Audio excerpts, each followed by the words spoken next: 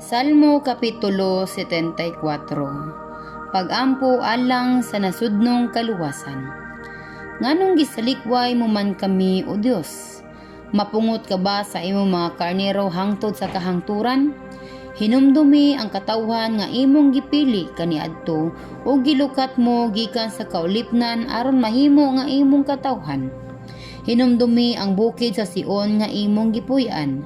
Ngari og tan-awa ang tanan nangaguba, gilaglag sa among kaaway ang tanan diha sa templo. Ang imong mga kaaway nagsinggit nga madaugon diha sa imong templo. Giilog nila ang templo ug ilang gipakayab ang kaugalingon nilang bandila ilhanan sa ilang kadaugan.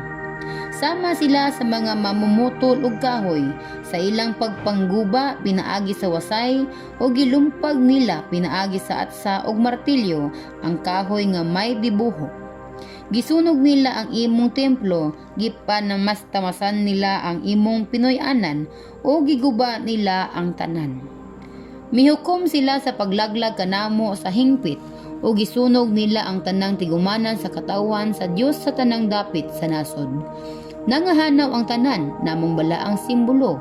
Wala nay propeta o walay usa kanamo nga nasayod kung hangtod kanos a kini mulungtad.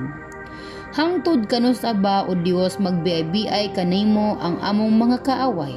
Hangtod ba sa kahangturan nga biay-biayon sa kaaway ang imong ngalan? Nganong wala ka man mutabang kanamo? Nganong wala mo man bakyawa ang imong kamot? Bisan pa niini, O Dios, ikaw ang among hari sukad pa sa sinugdanan. Gihatag mo kanamo ang daghang kadaugan dinhi sa among yuta. Gipikas mo ang dagat pinaagi sa imong kusog, gidugmok mo ang mga ulos sa dragon diha sa katubigan, gidugmok mo gayud ang mga ulos sa libiatan, o gihatag mo ang lawas niini, ingon nga kalanon sa mga mananap sa kamingawan.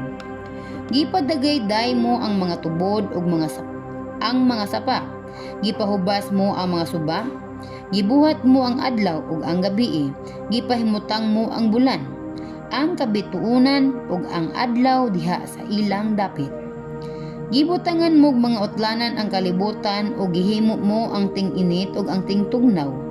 Apan hinumdumi og Ginoo nga gibiay-biay ka sa imong kaaway. Wala kanila ilha o gitamay kanila. Ayaw itugya ng imong makaluluoy ng katawhan ngadto sa bangis nilang mga kaaway. Ayaw kalimti sa dayon ang naalaot mong katawhan. Hinumdumi ang imong kasabutan nga gihimo mo kanamo, kay anaa ang mga mabangis diha sa tanang mangitngit nga suok sa yuta. Ayaw itugot nga mabuntog ang mga dinaog-daog.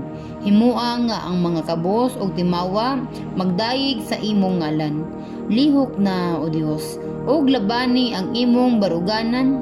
Hinumdumi giunsa ka pagbugal-bugal sa mga walay Dios sa tanang adlaw. Ayaw kalimti ang hugyaw sa imong mga kaaway og ang kasaba nila nga walay undang.